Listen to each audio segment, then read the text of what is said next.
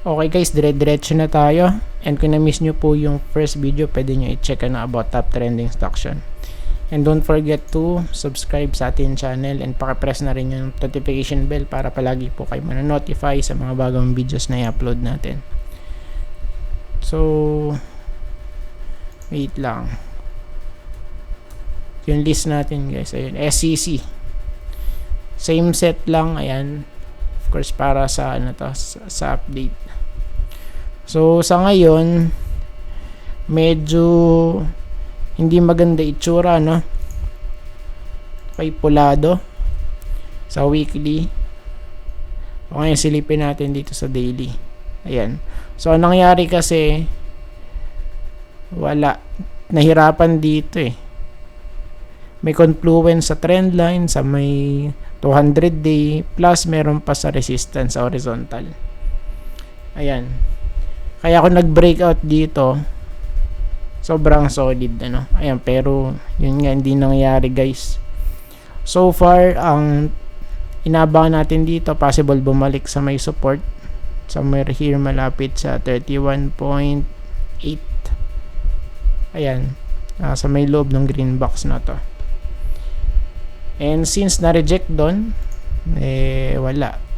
Of course, wala tayong magagawa. Reset yan, of course, no? For this one. Ayan. So far, andun pa rin sa loob, which means bearish. Okay, for now. So, unless na lang kung bigla siya pitikin pa pataas, no? Next natin, DMC. DMC. Check. So, sa weekly, medyo nag-hold. Ayun, no? So, medyo green na siya sa may support. And of course, yung target natin, hindi pa rin po natin naalsin yan. Still, possible pa rin naman yung makita, no? So, sa ngayon, medyo bumaliktad ulit yung ating candlestick kasi nag-close ng green yan kahapon red, no? If ever man na mag-rally, of course, since meron tayo ditong gap down, pwede ma-fill dyan hanggang dito, no? Okay, sa area na to. 11 point, 44. So, pwede mag-rally hanggang dun, guys, ano? Ayan. Kung mag-hold tapos mag-rally. Pero kung hindi, of course, meron na tayo ditong target. Yung ating trend line malapit sa 10.7 to 10.6. Next natin, guys, LTG. Check natin to. Ayan, sa weekly muna tayo. Medyo nag-rally ng slight. Ayan, kung titingnan natin. So, the question is, okay, possible na to, no? Na mag-retest, basta dire-diretso lang at wag mabubuhusan. Ayan. So, sa ngayon, of course, wala namang problem as of now. At andun naman siya sa may taas nung support, no? So, kailangan lang mag-retest muna dito ulit sa may resistance malapit sa 10.5. Ayan, kasi sideways na to, guys, eh. Ayan, no? Ayan, since 2021. Next po natin, TEL. Sa weekly chart. So, ano nangyari for TEL? So, I think ganun pa rin, guys, no? So, it means, for now, bearish to. So, unless na lang kung makabalik dun sa may taas. Sa daily chart,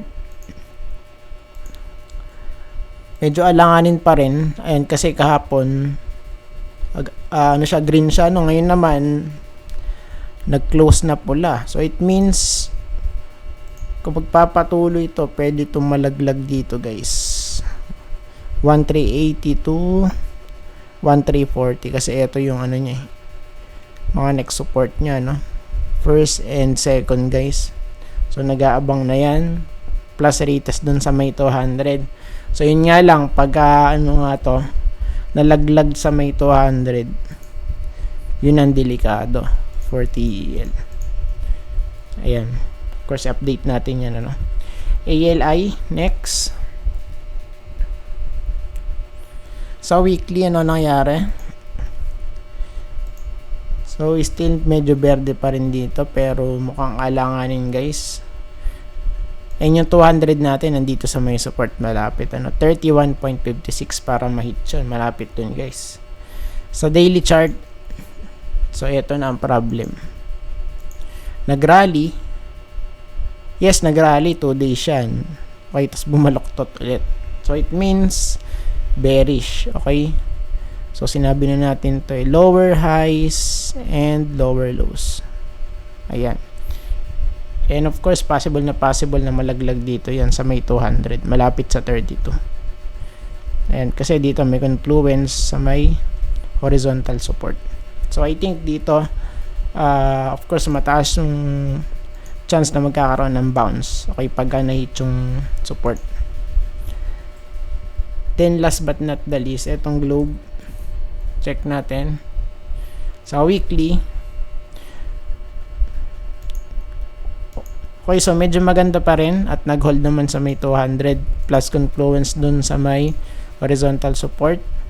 Then sa ating daily chart, looks good. Ayan, pero of course not good at all. And kasi yung kanyang pattern, lower highs and lower lows. Ayan. And we know that pag ganito, pa-downtrend yung ating structure. So it means yun nga, bearish, ano. So I think tapos na po tayo guys, at maraming salamat po sa panonood. See you po sa next video. Bye bye and God bless.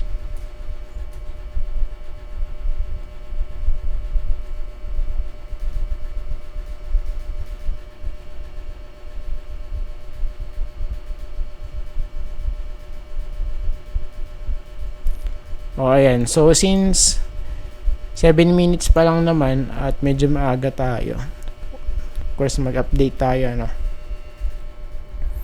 sa crypto. Ayan, so typical lang. At panalo na daw si Trump magbunyi ang may dyan, may crypto. So ngayon 74, ayan, pero kanina na-hit yung 75 Tama ba? Ayun 75 na hit. So ngayon, ang pinaka-crucial dito kasi is mag-close dun sa may taas nung previous high, somewhere here malapit sa 73.6. So ngayon 73.8 medyo naglalaro, tingnan natin kung paano yung magiging setup na to. And kasi possible din na maging sell to ayan, kasi news to guys, news. And we know that pag may news, bentahan yun. Ayan, pag may rumor, bilihan. Ayan, so ngayon tingnan natin kung yung mangyayari dito. Pero yung mga yung mga sinabi natin update about sa sa Politify coins, nagliparan na sila guys. Ayan, okay, katulad na tong super cycle, kung titingnan nyo so ito kasi may may narrative talaga to So of course kung mananalo si Trump, of course mabubuhay itong na to super cycle na sinasabi nila ayan, kaya kung titignan natin, ayan, mga solid talaga yung rally niyan. Same here for Doggy. Ayan,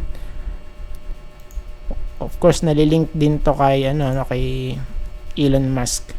Ayan, so ilang percent yan,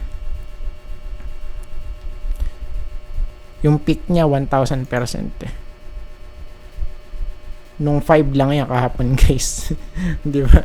1000%. Solid. Ayan. Tapos meron pa dyan yung peanut. Eto, peanut. Solid din to na tweet to ni Elon Musk.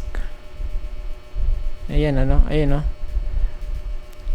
So anong nangyari dito? sharp recovery, 'di ba? So grabe din yung rally na 'to eh. Nag-rally siya ng 340% since kahapon lang. Ayan yung kanyang rally, ayan. And anyways, so I think tapos na tayo at pinakita ko lang yung mga kumbaga mga updates, and i-check nyo na lang yung iba. Okay, katulad nung chart kay Kamala Harris, lagapak guys. Lagapak, negative 91%. And kung pwede tong i-short, solid guys, diba? Ayun, wala, of course wala na tong pag-asa. Ayan, and I think tapos na po tayo guys, and maraming salamat po sa panonood. See you po sa next video. Bye bye and God bless.